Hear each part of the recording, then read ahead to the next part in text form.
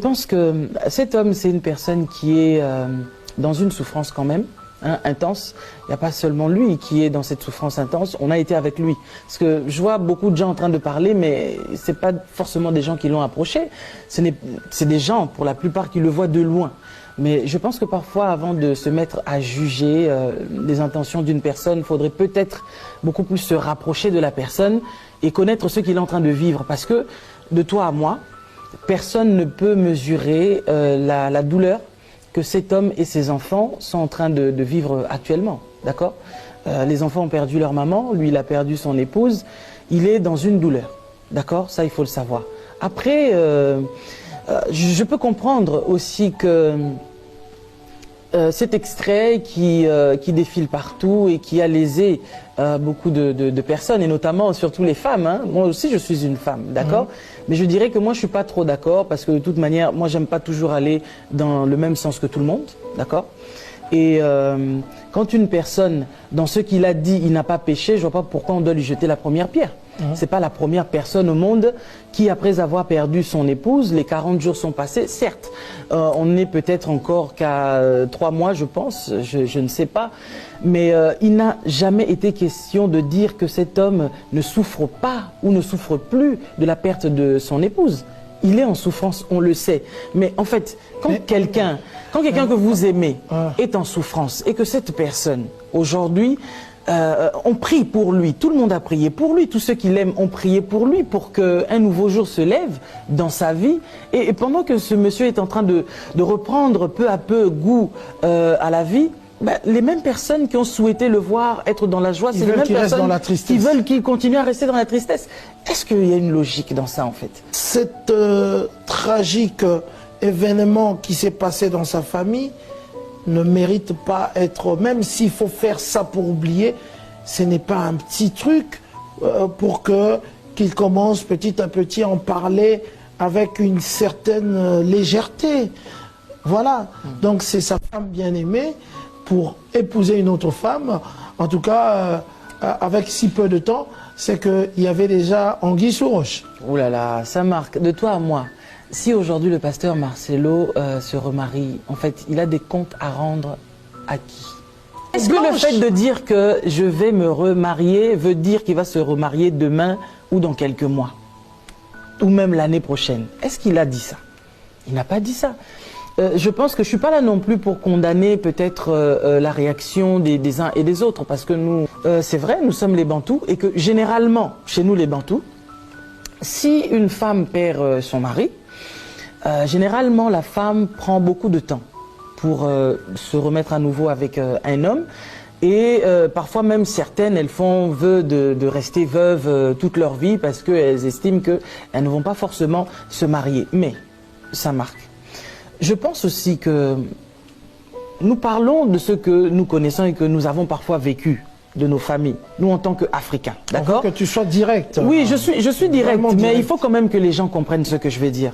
En Afrique, la plupart du temps, les hommes ont moins de temps. Non, ça n'a rien à voir. Je vais arriver.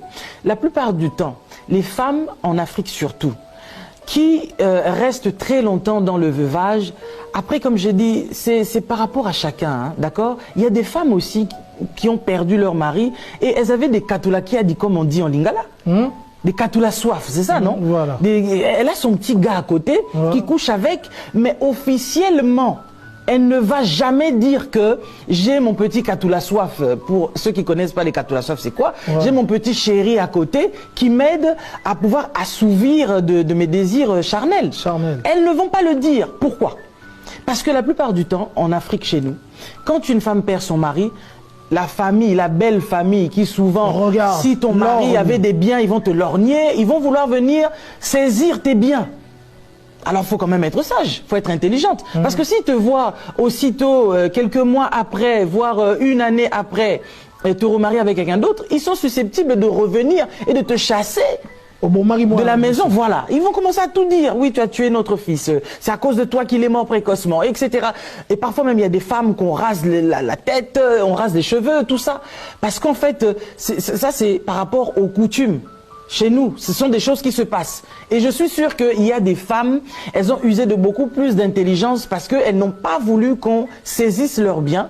Alors, elles se sont dit, je vais rester dans mon état de veuve, hein, de manière officielle. À garder des biens. Mais officieusement, elle a peut-être son petit chéri à côté. Voilà. D'accord? Moi, je connais des personnes, personnellement, je connais des femmes. Elle a perdu son mari. 3 mois après, elle a déjà commencé à présenter à tout le monde son gars. 6 mois après, elle s'est mariée. Mais personne, c'est que le personne gars, tout autour. C'est que le gars était sous-sol, là. Ah, mais s'il était déjà sous-sol, ça, c'est son problème. Je n'encourage pas. Mais je veux juste te dire que, sincèrement, moi, c'est des gens que je connais. J'en connais 2 comme ça. Une autre aussi avait perdu son mari. Mais voilà, quelques temps après, elle s'est mise avec quelqu'un. Ouvertement. Après, qu'est-ce que vous voulez qu'on dise, en fait? Voilà. Bon, parce que, entre nous, le contrat marital est jusqu'à ce que la mort nous sépare. Quand la mort arrive, nous sommes séparés. Qu'est-ce que vous voulez qu'on fasse? Il n'y a pas de relation entre les morts et les vivants. D'accord? Autant que tu aies pu aimer ton épouse ou ton époux, quand celui-ci ou celle-ci s'en va, il y a la séparation. Pourquoi on enlève l'alliance? Pourquoi on enlève l'anneau? C'est pour dire qu'à partir de maintenant, tu es libre. Moi, plusieurs fois, il m'est arrivé de dire à mon mari que si, entre nous deux, il arrivait que moi je parte avant toi, remarie-toi. Le plus vite possible. Le plus vite possible. Mais s'il prend une femme... et j'en parle même à ma famille. C'est-à-dire que si jamais moi je partais avant mon mari, s'il se remarie, faut pas aller emmerder l'enfant de truc. Parce que la Bible n'a pas dit à une personne qui est dans un état de veuvage ou bien qui est dans un état de célibat que non, tu es obligé de te fermer parce qu'en fait ça va gêner les gens, tu viens juste... Non, je suis désolé. L'apôtre Paul dans la Bible dit celui qui brûle qui se marie. Alors si peut-être que lui il estime que s'il ne se marie pas très tôt, il va peut-être brûler. Entre une personne qui ne souhaite pas pécher, il veut vivre dans la sanctification et c'est pourquoi il préfère aller se marier peut-être rapidement. Mais le fait aussi de dire que je vais me marier, il n'a pas donné le jour ni la date. J'ai bien dit pas toutes les femmes, mais la plupart de ces femmes qui vont en Afrique pour aller épouser les hommes, c'est parce qu'en fait, il y a peut-être 10 ans, 15 ans passés, 20 ans passés, elles ont demandé le divorce. Certaines d'entre elles ont chassé leur mari de la maison. Elles ont estimé qu'elles ont un bon travail, elles n'ont pas besoin d'hommes dans leur vie. Il y en a encore aujourd'hui, malheureusement, qui ont le même discours, le même langage. Mais je vous dis, mesdames, vous regretterez ce discours-là. C'est vers les 45 ans qu'on commence à lire l'heure. Parce qu'on commence à voir la réalité en face. Et on recherche la sagesse. On a besoin d'être réchauffé. La Bible dit quoi? 2 valent mieux qu'un, n'est-ce pas? Et quand tu te regardes maintenant, toi, tu dors toute seule. Il n'y a personne pour te réchauffer. Ça commence maintenant à impacter. Dépression, ça c'est la maladie de plusieurs femmes seules en fait. Je ne dis pas ça pour me moquer de vous, mais je parle de la réalité. Je suis les femmes. Et quand elles se confessent chez moi, constamment, elles sont en dépression. Elles auraient aimé la avoir pression de la dans leur société, elles ont besoin d'avoir quelqu'un auprès d'elles qui les aide. C'est pas seulement une question de finances, parce que vous savez quand les femmes divorcent de leurs hommes, souvent c'est ils contribuent pas, ils donnent pas l'argent, il fait pas ci, il fait pas ça, il est pas sérieux, il est pas ceci, il est pas cela. Mais maintenant, 10 ans plus tard, 15 ans plus tard, quand elles commencent à chercher à nouveau un homme, c'est les mêmes qui disaient que non, il donne pas, elles disent non, j'ai même pas besoin de son argent, j'ai juste besoin de sa présence. La sagesse est arrivée. D'un coup maintenant, enfin, on commence à avoir juste besoin de la présence de la personne, chose qu'on pouvait régler avant. On aurait pu discerner cela. C'est ça. Il y a des mariages qui ont été cassés, faute juste de sagesse, papa. Ça m'attriste vraiment de voir, tu vois, la femme, elle est partie, tu pars aussi, tu fais ta fête, etc. C'est toi-même qui donne la dot. Et l'homme aussi, il rentre aussi avec son costume, que toi-même tu as acheté. Les gens sont là dans la fête en train de manger, une nourriture que toi-même qui as approvisionnée. C'est toi qui as tout fourni. Je sais pas, nous autres sommes bantous, quoi, africains, que chez nous, on connaissait pas ces choses-là. Nous savons que c'est l'homme. L'homme est responsable, même s'il n'a pas beaucoup, mais le peu là qu'il a, c'est ça là même qui compte dans le foyer. Le monsieur là que toi, madame, tu pars épouser, il n'aura pas le même respect que si c'est lui-même qui avait dépensé ses deniers pour t'épouser toi. Parce que ces hommes aussi qui sont souvent en Afrique, pas tous bien évidemment, ils savent que ces femmes-là, vous fouillez l'Europe là-bas à cause de... En fait, vous avez un besoin de satisfaction. C'est pour cela que vous fouillez là-bas, parce que vous avez personne, comme tu dis, papa, pour pouvoir vous réchauffer, vous donner cette satisfaction-là. Aujourd'hui, il y a combien de femmes concombres? C'est-à-dire quand vous allez dans les supermarchés, quand vous achetez les concombres, c'est pas pour faire du jus avec, mais c'est parce qu'il y en a qui utilisent le concombre comme un objet sexuel. Malheureusement. De plaisir. Il y a plusieurs dames aujourd'hui, leurs armoires sont remplies d'objets avec plusieurs tailles, etc. et tout ça là.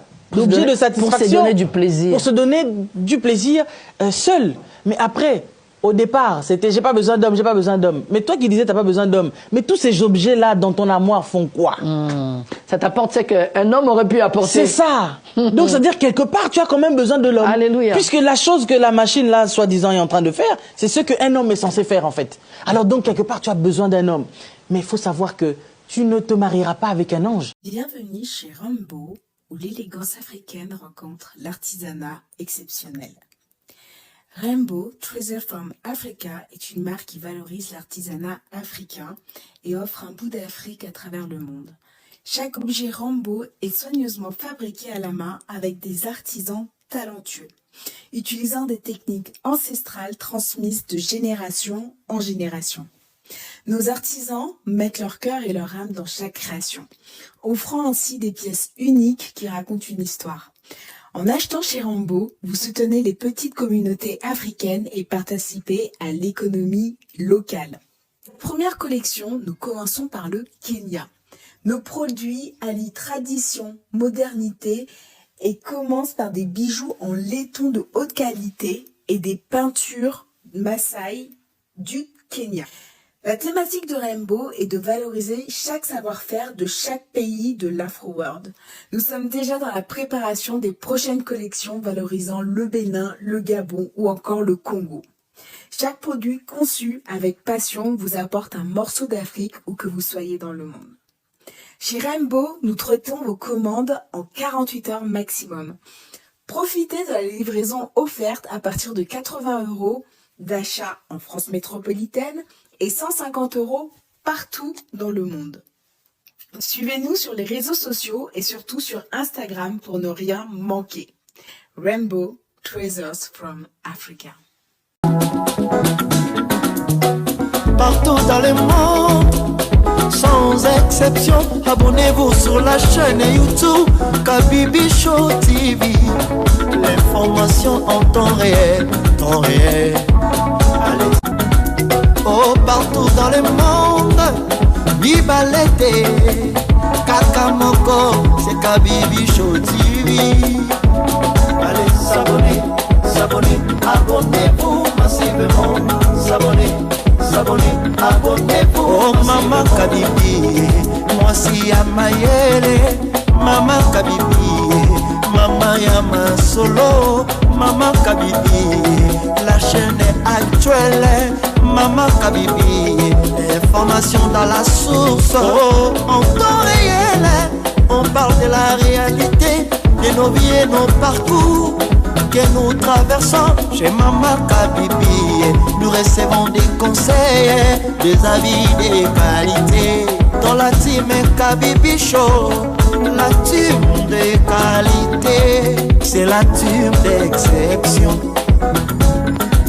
Oh Maman Kabibi, Maman africaine, Maman Kabibi, Bendele ya mboka, chez Maman Kabibi, moi si kitoko, Maman Kabibi, la sagesse, la différence, elle nous parle des histoires réelles, l'histoire vécue, remplie des émotions, avec éloquence, classe, la maman de la francophonie. Maman Kabibi, Kabibi Show TV, Maman Kabibi, Maman ya Bana, Maman Kabibi, Maman ya Boboto, Maman Kabibi, Kabibi Show, Kabibi wetwe. La team Kabibi Show TV, Bendele ya mboka, topesi olongonya. Kabibi Show, s'abonnez, abonnez-vous massivement. S'abonnez, s'abonnez, abonnez-vous massivement. S'abonnez, s'abonnez, abonnez-vous massivement. Topanza sango ya Kabibi Show TV. Toyoki na matoi tomoni na miso tondimi. Tobeteli yoma oko la team